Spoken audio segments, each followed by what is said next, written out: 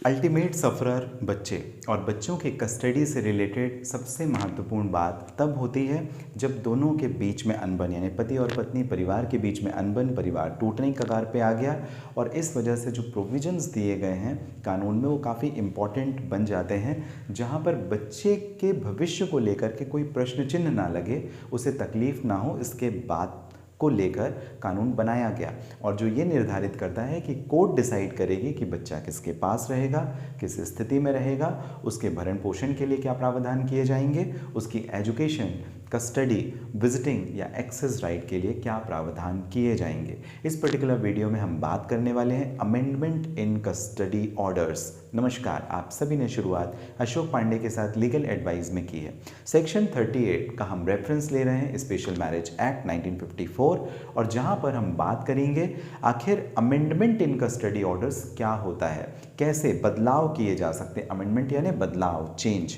कैसे किए जा सकते हैं अगर कोई ऑर्डर ऑलरेडी पास कर दिए गए कोर्ट के द्वारा। ये ऑर्डर इंटरिम भी हो सकते हैं यानी कोर्ट की प्रक्रिया चलने, केस चलने के दौरान के भी हो सकते हैं, या कि फाइनली एक बार कोर्ट ने डिसाइड कर दिया कि बच्चे की कस्टडी परमानेंटली मदर के पास में रहेगी, तो क्या फादर उस कस्टडी को अब रिवर्स कर सकता है, चेंज कर सकता है, इसके ऊपर भी एप्लीकेबल रहता है। तो हम सेक्शन 38 का रेफरेंस ले रहे हैं SMA स्पेशल मैरिज एक्ट 1954। जहाँ पर अमेंडमेंट की भी बात हो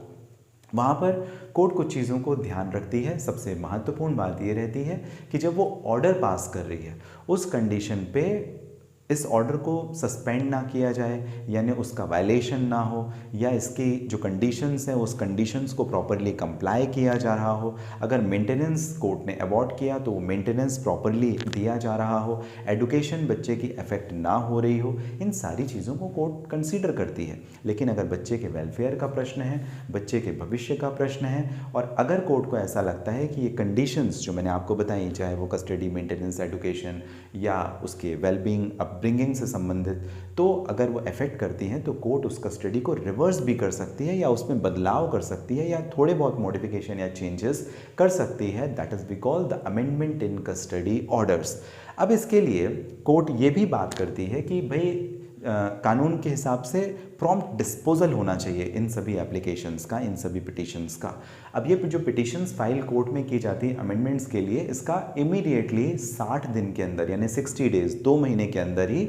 निराकरण, निपटारा होना चाहिए। और द मैरिज अमेंडमेंट एक्ट 2001 के प्रोविजंस में भी मेंशन किया गया कि जो भी एप्लीकेशंस आएगी अमेंडमेंट से रिलेटेड या बच्चे की विजिटिंग, एक्सेस राइट या एडुकेशन से रिलेटेड, उससे कोर्ट इमीडिएटली कंसीडर करेगी। कई एप्लीकेशंस मेडिकल ट्रीटमेंट से रिलेटेड बच्चे की होती है या एजुकेशन से रिलेटेड होती है, उससे तो और भी जल्दी कोर्ट को डिस्पोजल करना चाहिए क्योंकि वो इमीडिएट बेसिस पे होती है। अब ऐसी पॉसिबिलिटी जहाँ पे कोर्ट ना कर पाए 60 दिन में, तो स्पेशल उन्हें ऑर्डर या रीज़न मेंशन करने पड़ेंगे कि इस वजह से हम इसका डिस्पोजल नहीं कर पा रहे। अदरवाइज़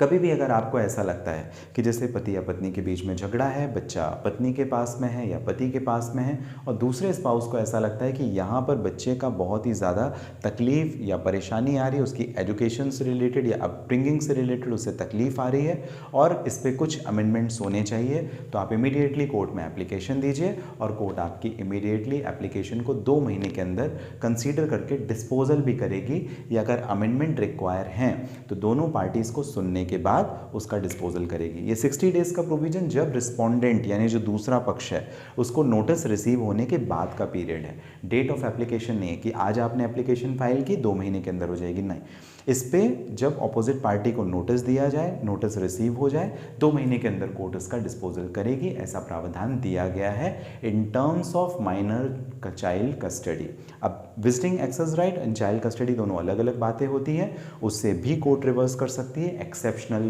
केसेस में, क्योंकि अगर इंटरिम कोर्ट ने डिसाइड कर दिया तो ठीक है, अगर फाइनली कोर्ट ने डिसाइड कर दिया तो भी ठीक है। लेकिन जब कोर्ट ये सोचती है या उसे ये बात ध्यान में आती है कि बच्चे की एडुकेशन अफेक्ट हो रही है, बहुत ज़्यादा प्रभाव पड़ रहा है, या तकलीफ़ आ रही है, या ब्रिंगिंग में प्रॉब्लम आ रही है, तो बच्चे की कस्टडी, विजिटिंग के ऊपर कोर्ट अपना इंटरिम ऑर्डर या फाइनल ऑर्डर पास कर सकती है या कस्टडी ऑर्डर्स को अमेंड कर सकती है, चेंज कर सकती है। आपको जानकारी कैसी लगी मुझे ज़रूर कमेंट बॉक्स में बताइए।